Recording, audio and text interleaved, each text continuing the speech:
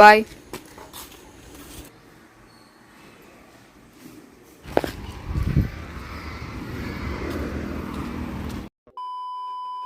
Hi friends, இந்த videos ஃபுல்லாக காலையில் பசங்க எப்படி ஸ்கூல் போகிறாங்க, என்ன லஞ்ச் செய்யறதுன்னு தான் வரப்போகுது. தொடர்ந்து வீடியோ ஸ்கிப் பண்ணாமல் பாருங்கள்.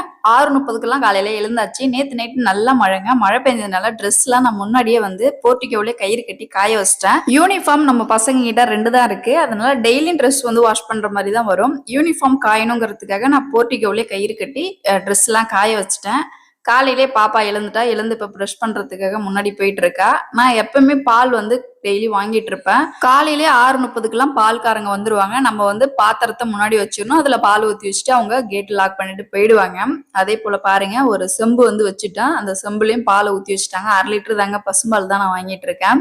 இந்த பால் வந்து இப்போ எடுத்துட்டு போய் காஃபி போடுவேன், இல்லைன்னா தயிருக்கு போட்டு வைப்பேன். ஈவினிங் டீ போடுவேன். 2 வேளையும் நம்ம வீட்டில் வந்து காஃபி, டீ, பூஸ்ட் எல்லாமே போட்டு குடிச்சிட்டு தான் இருக்கோம். போர்ட்டிகோவில் கயிறு கட்டுற மாதிரி ஆப்ஷனே இல்லைங்க. தூண்ல இருந்து ஸ்ட்ரைட்டா ஸ்டெப்புக்கு ஏறுற அந்த கைப்பிடி இருக்கும் பாருங்க, படிக்கட்டுக்கிட்ட கைப்பிடி கம்பியில தான் நான் கட்டி வச்சிருக்கேன். அர்ஜென்ட்டுக்கு ஒரு நைட்டுக்கு மட்டும்தான். அதுக்கப்புறம் வந்து நம்ம வெய்ய அடிக்க ஆரம்பிச்சிச்சுன்னா நம்ம மாடியிலே போயிட்டு காய வச்சிடலாம். பின்னாடி தர போட்டுட்டாங்கன்னா நம்ம வீட்டுக்கு பின்னாடியே தரப்படும் போதே சொல்லிடணும், இங்க எனக்கு கொடி கட்டுற மாதிரி ஏதாவது ரெடி பண்ணி கொடுங்க, பைப் ஏதாவது வச்சு நீங்க வந்து காங்கிரீட் போட்டு கொடுங்கன்னு அவங்கள்ட்ட வந்து சொல்லணும். நெக்ஸ்ட் இப்ப பாலையும் கொண்டாந்து இப்ப வச்சுட்டு குக்கிங் வேலை போயிட்டு இருக்குங்க. இன்னைக்கு லஞ்ச் வந்து பசங்களுக்கு வந்து கீரை சாம்பாரும் சாதம் தான் செய்ய போறோம். சிம்பிளா தான். ஒரு கத்த கீரை இருந்துச்சு. ஒரு பக்கம் பருப்பு வெந்துட்டு இருக்கு, இன்னொரு பக்கம் காஃபி போடுறதுக்காக பால் வச்சிருக்கேன். அடுத்து சாதம் வெந்துட்டு இருக்கு. இந்த தண்டு கீரை தாங்க 10 ரூபா தான். சிதம்பரத்துல வந்து கத்த 10 ரூபா, சில பேர் 15 ரூபா, சில பேர் 20 ரூபா விற்கிறாங்க. நம்ம கண்ணில் அந்த 10 ரூபா கத்தை தாங்க கிடைக்குது. அதனால 10 ரூபாயிலே ஒரு கத்தை எப்போ போனாலும் வாங்கிட்டு வந்து வச்சிருவேன். நெக்ஸ்ட் பியூரிஃபை வந்து போட்டுக்கிட்டு இருந்தேன். அதுவும் ஃபில் ஆகிட்டு இருக்கு. ஏன்னா கரண்ட் இல்லைன்னா அந்த டைம்ல நம்ம வந்து தண்ணி யூஸ் பண்ண முடியாது குடிக்கிறதுக்கு. அதனால நான் எப்பவுமே வந்து பியூரிஃபை வச்சு வந்து போட்டே வச்சிருப்பேன். அது ரன்னிங்ல தண்ணி வந்து ஃபில் ஆயிட்டு இருக்கும். வீட்டுக்கு முன்னாடி பாருங்க வியூ இப்போதைக்கு இப்படிதான் இருக்கு. நேற்று நைட் நல்ல மழை பெஞ்சது. இந்த வீடியோ ஃபுல்லா வந்து வெள்ளிக்கிழமை அன்னைக்கு காலையில எடுத்த வீடியோங்க. வெள்ளிக்கிழமை காலையில வியூ இப்படிதாங்க இருக்கு. நெக்ஸ்ட் தண்டிக்கீரை எடுத்து வச்சிருந்த பாருங்க, அந்த தண்டிக்கீரையை ஃபுல்லா அழகா கட் பண்ணி கிளீன் பண்ணி அதை அலசி கொண்டு வந்து வச்சுட்டேன்.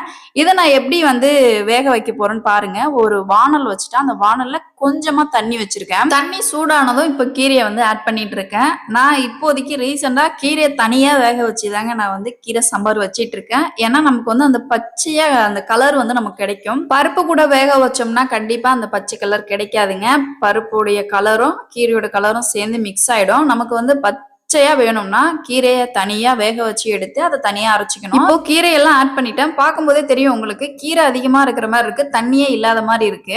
பட் வந்து அந்த கீரை வேக வேக வந்து கீரையோட சைஸ் வந்து சுருங்கி போயிடும். அப்போ வந்து தண்ணி அதிகமா வரும். அந்த குவான்டிட்டி வந்து உங்களுக்கே தெரியும். இப்போ ஒரு பக்கம் பருப்பு வெந்துட்டு இருக்கு, கீரை வெந்துட்டு இருக்கு, சாதம் வெந்துட்டு இருக்கு. நான் வந்து இப்போ காஃபி போடுறதுக்காக பால் வந்து தனியா செம்பில் எடுத்து வச்சிட்டேன். என்னுடைய பீரோ ரேக் பாருங்க, நம்ம கிச்சன்ல வச்சிருக்கிற கபோர்டு ஒர்க்ல நம்ம பீரோ ஒர்க் பண்ணிருக்கோம் இல்லையா, அந்த பீரோ ஒர்க் பாருங்க. இது வந்து ஸ்டோரேஜ் ரேக் மாதிரி நம்ம பண்ணிருக்கோம். இதுல தாங்க நம்மளுடைய கிச்சனோட அக்சசரிஸ் எல்லாமே வச்சிருக்கோம். நான் எப்பவுமே இப்போ ரீசெண்டா நாட்டு சர்க்கரையும் பூஸ்டும் தான் நான் போட்டுட்டு இருக்கேன் காஃபிக்கு. எனக்கு பிளட்டோட பாயிண்ட் கம்மியா இருக்கிறதுனால நாட்டு சர்க்கரை வந்து நிறைய சாப்பிட சொல்லி டாக்டர்ஸ் வந்து சொல்லியிருக்காங்க. அதுக்காக இப்போ ரீசெண்டா நான் வந்து நாட்டு சர்க்கரை தாங்க இப்போ வந்து பால்ல ஆத்தி குடிச்சிட்டு இருக்கேன். அடுத்து பூஸ்ட் கொஞ்சம் வந்து போட்டுப்பேன். இல்லைன்னா நான் நாட்டு சக்கரை மட்டும் போடுவேன். பூஸ்ட் இருக்கிறதுனால நான் பூஸ்ட்டும் கொஞ்சம் ஆட் பண்றதுக்காக எடுத்துக்கிறேன். நாட்டு சக்கரை பூஸ்ட் இதை போட்டு தான் இப்போ வந்து நான் வந்து காஃபி வந்து குடிக்க போறேன். டீ காஃபி எல்லாம் குடிச்சா பித்தம் அதிகமாகும்னு சொல்லுவாங்க. அடுத்து வாமிட் சென்ஸ் அதிகமா வரும், தலை சுத்தல் கண்டிப்பா அதிகமா இருக்கும். இருந்தாலும் நம்ம வந்து அந்த டீ காஃபில இருந்து அடிக்ட் ஆயிருப்போம். அதுல இருந்து வெளியிலே வர முடியாது. கண்டிப்பா நான்லாம் டீ பைத்தியம் தான் சொல்லுவேன். டீல இருந்து என்னாலாம் வெளியிலே வர முடியல. இருந்தாலும் நம்ம உடம்ப நம்ம தான் பார்த்தாகணும். ஹெல்த் வந்து கரெக்டா மெயின்டைன் பண்ணோம்னா நம்ம கரெக்டா அதுக்கான ஆகாரத்தை எடுத்துக்கணும். அதுக்காகவே வந்து இப்ப டீ வந்து கொஞ்சம் தள்ளி வச்சுட்டு சரி நாட்டு சர்க்கரையும் மில்க்கும் நம்ம ஆட் பண்ணி குடிக்கலான்ட்டு இப்ப நான் இதுக்கு வந்து வந்திருக்கேன். இருந்தாலும் டீயும் நம்ம வந்து மறக்க போறது இல்ல, அதையும் நம்ம வந்து குடிக்கிறத நிறுத்த போறது இல்ல. இது நாட்டு சக்கரை ஒரு வேளைனா கண்டிப்பா டீ ஒரு வேளை நம்ம குடிச்சுதான் தீருவோம்.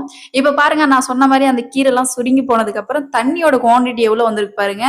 அதனால நம்ம தண்ணி வந்து கரெக்டா திட்டமா வச்சுக்கணும். கீரைக்கு பக்குவமா நமக்கு தேவையான அளவு நம்ம வச்சுக்கிட்டோம்னா கரெக்டா அந்த தண்ணியை நம்ம கீழே ஊத்த தேவையில்ல. நம்ம வந்து கடைஞ்சி வைக்கிற கீரையிலே நம்ம ஆட் பண்ணிக்கலாம். ஃபைனலா பாருங்க, நாட்டு சர்க்கரையும் பூஸ்ட்டும் போட்டு சூப்பரா வந்து காஃபி போட்டிருக்கோம். ஆக்சுவலி நுரை வரல. அது ஏன்னு இப்பதாங்க தெரியுது. தண்ணி அதிகமா போயிடுச்சு பால்ல. அதனால நுரை வந்து வரல. நெக்ஸ்ட் பாருங்க, இப்ப கீரை வெந்துருச்சு.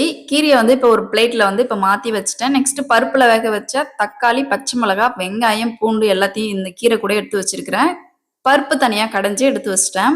அதுக்கப்புறம் பருப்பு வந்து வேக வச்ச தண்ணி மிக்ஸ் பண்ணிட்டேன். அடுத்து கீரை வேக வச்ச தண்ணி தனியா இருக்கு பாருங்க. அது வந்து நம்ம கீரை கடையும் போது பத்தெல்லாம் அந்த தண்ணியை வந்து நம்ம ஆட் பண்ணிக்க போறோம். மிக்ஸி ஜார்ல ஆற வச்சு இப்போ அரைக்கிறதுக்கு இதுல கொஞ்சமா கல் உப்பு மட்டும் போட்டுக்கிட்டேன். போட்டுக்கிட்டு நம்ம கொஞ்சம் குறை அரைச்சிக்கணும். ரொம்ப நைஸா அரைச்சோம்னா நல்லா இருக்காது. சட்டி இருந்துச்சுன்னா சட்டியில கடைஞ்சிங்கன்னா சூப்பரா இருக்கும். என்கிட்ட அது இல்லாதனால நான் மிக்சியில அரைச்சி எடுத்துக்கிட்டேன். இப்போ பருப்பு தண்ணியில நம்ம அரைச்ச கீரையை வந்து இப்போ மிக்ஸ் பண்ணியாச்சுங்க. கீரை வேக வைக்கும்போது தண்ணி நம்ம கம்மியா வச்சு வேக வச்சோம்னா இந்த மாதிரி தண்ணி பத்தெல்லாம் நம்ம கீரை தண்ணியை வந்து ஆட் பண்ணிக்கலாம். அதனால கம்மியா வச்சுக்கோங்க. கீரை தண்ணி கீழே ஊத்தாத அளவு கரெக்டா நம்ம வந்து வச்சுக்கணும். இப்ப கீரை வந்து கடைஞ்சி தாளிப்பு கொடுக்க போறேன். எண்ணெய் ஊத்தி கடுகு போட்டு வெங்காயம், பட்டை மிளகாய் இதெல்லாம் போட்டு நல்லா சோற வதங்கினதுக்கு அப்புறம் எடுத்து வச்சிருக்கிற கீரையில ஆட் பண்ணிட்டேன். இந்த ஸ்டேஜ்ல நம்ம வந்து உப்பு மட்டும் இல்லைன்னா உப்பு போட்டு செக் பண்ணிக்க வேண்டியதான். ஃபைனலா கீரை சாம்பார் ரெடிங்க. கீரை சாம்பாருக்கு பொரியல் வந்து அப்பளம் தான் பொரிச்சு கொடுக்க போறேன். அதனால ஒரு வானல் வச்சு எண்ணெய் ஊத்தி இப்ப அப்பளம் பொரிக்கிறதுக்கு ரெடி பண்ணிட்டு இருக்கேன். வெள்ளிக்கிழமை பசங்களுக்கு எப்பவுமே ஹோம்மேட் ஸ்வீட்ஸ் தான் கொண்டு வர சொல்லியிருக்காங்க. ஹோம்மேட் ஸ்வீட்ஸ்க்கு வந்து இன்னைக்கு பாயாசம் தாங்க செய்ய போறேன். அது ஒரு பக்கம் வெந்துட்டு இருக்கு. அப்பளமும் இப்போ ஒரு பக்கம் பொரிச்சிட்டு இருக்கேங்க. சூப்பரா இன்னைக்கு வந்து லஞ்ச் எல்லாம் ஃபைனலா முடிச்சாச்சு. ஹோம்மேட் ஸ்வீட்ஸ் வந்து எனக்கு வந்து பாயாசம் தான் செய்ய தெரியும். மார்னிங் வந்து சீக்கிரம் செய்யறது பாயாசம் மட்டும் தாங்க செய்ய முடியும். அதனால பசங்களுக்கு எப்பயுமே வந்து பாயாசம் மட்டும் தான் நான் செஞ்சு கொடுத்துட்டு இருக்கேன். சூப்பரா காலையில பசங்களுக்கு மதியத்துக்கு லஞ்ச் வந்து செஞ்சாச்சு. சாதத்துல கீரையை ஆட் பண்ணி கிளறியும் வச்சுட்டோம். உப்புலாம் கரெக்டா இருக்கான்னு செக் பண்ணி இப்போ ஒரு பாக்ஸ்ல அப்பளம் 2 பேருக்கு சாதம் பாயாசம் வந்து அவங்களுக்கு ஸ்நாக்ஸ் டைம்ல சாப்பிட்றதுக்காக எடுத்து வச்சதுக்கு அப்புறம் இப்ப பாப்பா வந்து லஞ்ச் வந்து எடுத்து வைக்க போறா. இந்த லஞ்ச் வீடியோ வந்து ஷார்ட்ஸ்ல கொடுக்கல. இது ஃபுல்லா வந்து பிளாக்ல தான் வருது. ஆக்சுவலி நிறைய ஷார்ட்ஸ் வந்து நான் கொடுத்துட்டு இருக்கேன் லஞ்சில். எனக்கு எப்படி பிளாக்லயும் சப்போர்ட் பண்றீங்களோ அதே போல ஷார்ட்ஸ்லயும் மறக்காம லைக்கும் கமெண்ட்டும் பண்ணி எனக்கு ஷார்ட்ஸ்லயும் சப்போர்ட் பண்ணுங்க. இப்ப பாப்பாவும் ஃபைனலா 2 பேர் லஞ்ச் பாக்ஸையும் எடுத்து வச்சு க்ளோஸ் பண்ணிட்டா. இதுக்கப்புறம் பாப்பாவுக்கு வந்து நான் தலை சீவி விடணும். பசங்க 2 பேரும் சாப்பிட்டுட்டு அவங்க ஸ்கூலும் கிளம்பிடுவாங்க. நம்ம எவ்வளவு சீக்கிரம் காலையில மார்னிங் பிரேக்ஃபாஸ்ட்டும் லஞ்சும் செய்யறோமோ அவ்வளவு சீக்கிரம் பசங்களும் ஸ்கூலுக்கு கிளம்பிடுவாங்க. நம்ம எவ்வளவு லேட் பண்றோமோ பசங்களும் அதே போல லேட் பண்ணுவாங்க. நான் எப்பவுமே இப்போ வந்து குயிக்கா செய்ய ஆரம்பிச்சிட்டேன். இப்போ பாப்பாவுக்கு தலை சீவி விடுறதுக்காக இப்போ எண்ணெய் சீப்புலாம் எடுத்துட்டு வந்துட்டா. இப்போ தலையும் சீவிட்டதுக்கு அப்புறம் பாருங்க, ஆக்சுவலி முடி கொட்டுதுன்னு நான் சொல்லியிருந்தேன். ஏதாச்சும் நீங்க சொல்யூஷன் சொல்லுங்க. பாப்பாவுக்கு வந்து நிறைய முடி கொட்டிட்டு இருக்கு. அதுக்கு ஏதாவது சொல்யூஷன் சொல்லுங்க. நான் ஆல்ரெடி நான் ஒரு பிளாக்ல கேட்டிருந்தேன். யாருமே இது வரைக்கும் இன்னும் சொல்லல. நெக்ஸ்ட் வந்து இப்ப தலை சீவி விட்டதுக்கு அப்புறம் பொட்டு வச்சுட்டு இப்ப பாப்பா கிளம்ப போறா. தன்ஷிக்கு முடிதாங்க இப்ப ரீசெண்டா கொட்டிட்டு இருக்கு. ரொம்ப கஷ்டமா இருக்கு பார்க்கும் போதே. நானும் நிறைய வந்து இந்த வெந்தயத்தெல்லாம் தலையில அரைச்சி தடவி குளிக்க வச்சுதான் பாக்குறேன். பட் அந்த முடி கொட்டுறது நிக்க மாட்டேங்குது. உங்களுக்கு தெரிஞ்சதுன்னா கமெண்ட்ல வந்து சொல்யூஷன் சொல்லுங்க. அதை நாங்க ட்ரை பண்ணி பாக்குறோம். நெக்ஸ்ட் வந்து ஹோம்ஒர்க் இருந்தா ஹோம்ஒர்க்ல வந்து சைன் பண்ணுங்கம்மா அப்படின்னு பாப்பா சொல்லியிருந்தா. அதனால காலையில இப்ப பாப்பா வந்து சைன் வாங்கிட்டு இருக்கா. ஆல்ரெடி சொல்லியிருந்தேன் நைட்ல தான் சைன் வாங்கணும். காலையில சைன் வாங்கினா நான் சைன் போட மாட்டேன் அப்படின்னு சொன்னேன். இனிமே வந்து நான் நைட்டுக்குள்ள வாங்கிக்கிறேமா அப்படின்னு வந்து பாப்பா சொல்லிட்டு சைன் வாங்கிட்டு இப்போ வந்து கரெக்ட் பண்ணிட்டு இருக்கா. நெக்ஸ்ட் பாப்பாவோட பேக் பாருங்க ஃபுல்லா பிஞ்சு போச்சு. என்னோட கையை இந்த பக்கம் விட்டா அந்தாண்ட பேக் வழியா போகுதுங்க. ஆல்ரெடி வந்து புது பேக் எடுக்கல. இது வந்து பழைய பேக் தான். புது பேக் இன்னும் எடுக்கல. இப்ப புது பேக் எடுக்கிற மாதிரி சூழ்நிலை வந்துடுச்சு. பாப்பாவோட ஜாமெட்ரி பாக்ஸ் பாருங்க. இப்படி எல்லாம் என்னன்னா பென்னு பென்சில்லாம் வச்சிருக்கான்னு அதை ஃபோக்கஸ் பண்ணி வீடியோஸ் எடுத்துக்கு இதெல்லாம் காட்டாதீங்கம்மா அப்படின்னு வந்து பாப்பா சொன்னா. அடுத்து இப்ப எல்லாத்தையும் ரெடி பண்ணியாச்சு. நெக்ஸ்ட் வந்து பேக் வந்து இப்ப புதுசா எடுக்கிற மாதிரி வரும். கண்டிப்பா நான் பேக் எடுக்கும்போது பிளாக்ல அப்டேட்ல வரும். தன்ஷி எடுத்துட்டு போற புக் நோட் எல்லாம் பாருங்க. ஆக்சுவலி இது வந்து லாஸ்ட் ஜிப்ல இருக்கிற ஒரு 10 நோட்டு புக்கு கிட்ட வரும். புக்கு நோட்டுமே 10 வரும். இன்னொரு ஜிப் இருக்கு பாருங்க. அது உள்ள வந்து புக்கு நோட்டு எல்லாமே நிறைய வச்சிருக்கா. இவ்வளவு வெயிட் தூக்கிட்டு போனா கண்டிப்பா பேக் பியாம எப்படிதான் இருக்கும்னு எனக்கும் புரியல. பாதி கையில எடுத்துட்டு போமான்னு சொன்னாலும் கேட்க மாட்டேங்கிறேன். நான் எல்லாத்தையும் பேக்ல தாமா வச்சு எடுத்துட்டு போவேன் அப்படின்னு பாப்பாவும் பிடிவாதமா சொன்னா. அங்க பாருங்க தூக்க முடியாம அந்த பேகை தூக்கிட்டு போறது. நைட்ல வந்து எனக்கு ஷோல்டர் எல்லாம் வலிக்குது. என்னால இந்த பேகை தூக்கிட்டே போக முடியலன்னு சொல்லி அழுதுட்டு இருப்பா சில டைம். இதுக்கு நான் என்ன பண்ண முடியும்? அவ படிக்கிற புக்கு நோட்டு அவ தான் எடுத்துட்டு வந்து படிச்சாகணும். தூக்கிட்டு வர முடியலமான்னு சொல்லிட்டு இருந்தா. பசங்க 2 பேருமே இப்ப ஸ்கூலும் கிளம்பிட்டாங்க. நெக்ஸ்ட் தர்ஷன் வந்து உள்ள சாப்பிட்டுட்டு இருக்கான். அவன் சாப்பிட்டுட்டு வந்ததும் அவனுக்கு தலை சீவி விட்டுதான் அப்படியே அவன் கிளம்ப வேண்டியதான். எண்ணெய் சீப்பு பவுடர் எல்லாமே எடுத்துட்டு வந்துட்டான். இப்ப வந்து பாப்பா தான் வந்து தம்பிக்கு தலையில எண்ணெய் தேய்ச்சி தலை சீவி விட்டு பவுடர் அடிச்சு அழகா விபூதி வச்சு ரெடி பண்றது தன்ஷி தான் இப்ப ரெடி பண்ணிட்டு இருக்கா. பசங்களை ஸ்கூல் அனுப்பி விட்டதும் என்னுடைய ஒர்க் பாத்தீங்கன்னா இந்த முன்னாடி கொடியில இருக்கிற ட்ரெஸ் எல்லாத்தையும் எடுத்து கொண்டு போய் உள்ள மடிச்சு வச்சுட்டு கயிறை வந்து அவுத்துருவேன். ஆக்சுவலி மழை பெய்யுற டைம்ல மட்டும்தான் நம்ம போர்ட்டிகோல வந்து கயிறு கட்டி துணி காய வைக்கிற மாதிரி வரும். மற்ற டைம்லாம் மாடிக்கு தான் போற மாதிரி வரும். ஏன்னா இங்க முன்னாடி வந்து பர்மனண்டா கயிறு கட்டி வைக்க முடியல. நம்ம கிராமத்துல ஆல்ரெடி நீங்க பார்த்திருப்பீங்க. சீட்டி போட்ட வீட்டுல வந்து பர்மனண்டா ஒரு 4, 5 கம்பி மாதிரி நம்ம வந்து சைட்ல கட்டி வச்சிருந்தோம். அது இருக்கிறதே தெரியாது. ஆக்சுவலி துணி காய வைக்கும் போது மட்டும்தான் அங்க கொடி இருக்கிறதே தெரியும். இங்க நம்ம அந்த மாதிரி பர்மனண்டா பண்ண முடியல. அது எவ்வளவு துணியா இருந்தாலும் தூக்கிட்டு மாடிக்கு போய் தான் நம்ம காய வைக்கிற மாதிரி வருது.